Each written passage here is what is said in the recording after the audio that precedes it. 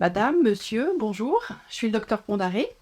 Vous avez reçu un courrier vous indiquant que votre enfant est hétérozygote AS, alors bienvenue. Je vais vous expliquer dans une vidéo d'une dizaine de minutes pourquoi on vous a envoyé ce courrier. Vous vous souvenez qu'à la naissance, il est né donc ici au Chic, à la naissance il a eu une prise de sang. En général c'est fait au 3e jour de vie. Cette prise de sang sert à rechercher 5 maladies. Des maladies qui sont déjà présentes en fait à la naissance de votre enfant mais qui ne se voient pas encore. Et parmi ces 5 maladies, il y a la drépanocytose. Alors votre enfant n'a pas la drépanocytose, il n'est pas malade. Mais le test qui a été fait a montré qu'il avait une anomalie et je vais vous expliquer. Alors, je vais schématiser, mais vous voyez, je dessine un globule rouge, un petit sac. Dans le sang, c'est beaucoup plus petit que ça, mais c'est un petit sac.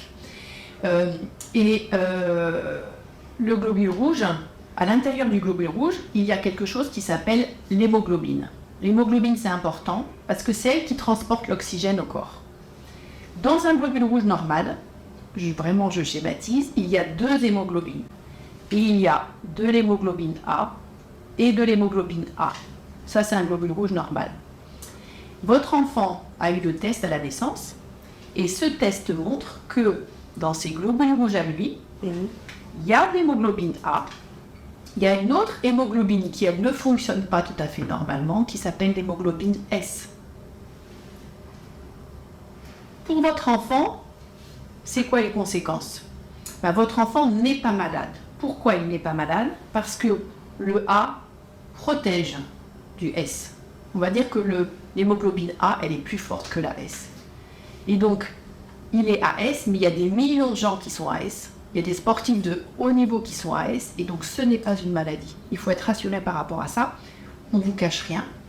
En même temps, ce n'est pas une petite maladie. Parfois, il y a de la confusion. On pense que AS, c'est une petite maladie ou une forme partielle. Non, un AS n'est pas malade. Vraiment, le A protège du S. D'accord? Alors, les termes qu'on utilise, on va dire que la personne qui est AS est porteur sain. Pourquoi? Elle porte l'hémoglobine S et elle peut le transmettre, d'accord? Mais sain parce qu'elle n'est pas malade. Okay? L'autre terme qu'on utilise, vous avez vu ça dans le courrier, hétérozygote AS. Hétéro, vous voyez, c'est quand on a une différence. Donc, un globule rouge normal et à 2 hémoglobines identiques, AA. Votre enfant, lui, a 2 hémoglobines différentes, d'où hétéro, AS. S'il était malade, il allait avoir que SS. Voilà. Donc effectivement, pourquoi on vous donne cette information? Pourquoi on vous fait venir alors qu'on sait que votre enfant n'est pas malade? C'est justement parce que, là, il faut se projeter dans quelques années quand il sera en âge d'avoir des enfants.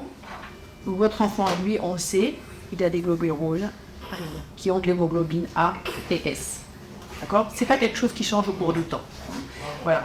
Si maintenant, sa conjointe, son conjoint, est lui aussi porteur d'une anomalie de l'hémoglobine. Donc pour schématiser, voilà. Qu'est-ce qui se passe quand un couple a des enfants? Vous savez, quand on a des enfants, chaque parent va transmettre à son enfant une partie de ses codes. On appelle ça des gènes, c'est l'hérédité. Et donc l'enfant, lui, au moment de la conception, il va recevoir de chaque parent une hémoglobine, soit A, soit S, d'un parent, soit A, soit S, de l'autre parent. Et ce sont, c'est des choses évidemment que ni les médecins ni les parents ne peuvent choisir. Et donc, l'enfant pourrait recevoir de l'hémoglobine S d'un parent et de l'hémoglobine S de l'autre parent. Et donc, un enfant qui a de l'hémoglobine S uniquement sans hémoglobine A, il est malade de drépanocytose. Voilà, c'est parce que c'est la drépanocytose. Okay. Qu'est-ce que vous connaissez de cette maladie? Alors, je sais que ça peut provoquer des douleurs oculaires. C'est un protocole. C'est plus de mus. Après, ça fait quoi d'autre? C'est l'anémie. L'anémie, effectivement, manque de globules rouges. Normalement, un globule rouge normal, AA, il doit être très souple, puisqu'il doit être capable de se faufiler dans les vaisseaux sanguins et d'aller amener l'oxygène, là où les vaisseaux sont tout petits. Dans cette maladie-là, le globule rouge SS, lui, il devient rigide. il a perdu la souplesse et il va se coincer dans les vaisseaux. Et quand il se coince dans les vaisseaux, l'oxygène n'arrive plus. Et ça donne des douleurs. Donc on appelle ça des crises douloureuses. Hein. Et donc, vous êtes de quelle origine? Du Congo. Et comment vous l'appelez là-bas au Congo? C'est pas pareil? Vous l'appelez SS. Hein? Voilà. Donc pour nous, SS, en France, on lui donne le nom de drépanocytose. Parfois, on entend parler de hématie, de maladie des os. Et c'est la même maladie, c'est la drépanocytose. Il y a eu beaucoup de progrès qui ont été faits quand même ces dernières années. Clairement, il y a le dépistage à la naissance qui permet de connaître l'enfant très tôt, de le suivre, de mettre en place des mesures préventives. Hein. Donc clairement, il y a eu beaucoup de progrès. La grande majorité des enfants, en tout cas en France, avec cette maladie, devient adulte. Mais malgré tout, c'est une maladie très souvent invalidante par les douleurs, par l'anémie. Une maladie qui reste globalement sévère, avec des traitements qui sont parfois insuffisants. Et donc, de ce fait, finalement, alors que votre enfant, on est d'accord, il n'est pas malade, il est AS, on choisit de vous donner cette information pour qu'à votre tour, vous puissiez lui donner. Et que voilà, ce qu'on propose, c'est qu'il en parle à sa conjointe, et qu'à ce moment-là, que la personne fasse un test. Alors maintenant, quand dans un couple, les deux parents sont porteurs, ce qui est le cas de ce couple-là, sur mon dessin, d'accord, ils peuvent avoir un enfant SS, mais voilà. Et puis l'autre possibilité.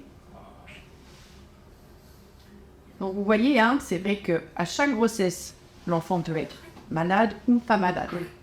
Mais ce ne sont pas des choses qu'on choisit. On ne choisit pas d'avoir un enfant, un garçon ou une fille, d'avoir un enfant ou des jumeaux. C'est des choses, voilà. Mais en tout cas, effectivement, pour un couple comme ça, il y a un risque effectivement qu'un enfant ait la maladie, la femme dont on parlait, la maladie SS. D'accord. Donc si c'est le cas, actuellement, quand un couple est dans cette situation, on propose une consultation auprès d'un médecin, on appelle une consultation de génétique, et là on va expliquer déjà comment la maladie se soigne et qu'est-ce qu'on peut proposer à ce couple s'il envisage d'avoir des enfants. On a fait ça une consultation de génétique. Évidemment, les choses peuvent changer, c'est-à-dire qu'on a déjà fait des progrès, peut-être que dans 20 ans, il y aura encore d'autres progrès qui ont été faits, et voilà, les choses auront évolué, même en termes de propositions, mais actuellement, on en est là. D'accord? Donc ça, c'est la première des raisons pour laquelle on vous a fait venir, vous expliquer que votre enfant a rien, mais pour la génération suivante, c'est important de lui rappeler et que lui-même après puisse faire ses choix. D'accord? Et puis l'autre raison pour laquelle aussi on vous a fait venir, et c'est la raison pour laquelle on vous a proposé de faire une prise de sang chacun des parents. Votre enfant a été dépisté AS. On sait qu'un des parents porte aussi l'hémoglobine S. En vous demandant la prise de sang, on veut savoir, non pas quel est le parent porteur, c'est pas important et ça change rien, d'accord? Mais on veut savoir si dans votre couple, il n'y en a qu'un qui est porteur, ou si les deux, vous êtes porteurs. C'est ça la raison de la prise de sang, d'accord? Donc, vous n'avez pas encore fait la prise de sang, mais la prise de sang peut être faite dans n'importe quel laboratoire, par exemple. Et donc, l'idée, c'est que certainement un des parents est AS, d'accord? Si l'autre parent est AA, Soit SOS, AA, soit AS. voilà, AS ou AA. Et c'est finalement l'information qu'on veut vous donner quand on vous propose cette prise de sang, pouvoir vous dire, si vous avez un autre enfant, vous êtes dans cette situation-là, vous n'aurez pas d'enfant atteint de drépanocytose SS, alors que si vous êtes dans la situation où les deux parents sont porteurs, à ce moment-là, il y a un risque d'avoir un enfant atteint de cette maladie. Voilà. Donc c'était ça l'objectif en fait de la prise de sang. En pratique, si vous souhaitez, madame, monsieur, savoir si vous êtes porteur d'une hémoglobine S, je vous propose d'en parler à votre médecin traitant, le pédiatre de votre enfant, le médecin de PMI, ça peut être aussi votre gynécologue ou la sage-femme.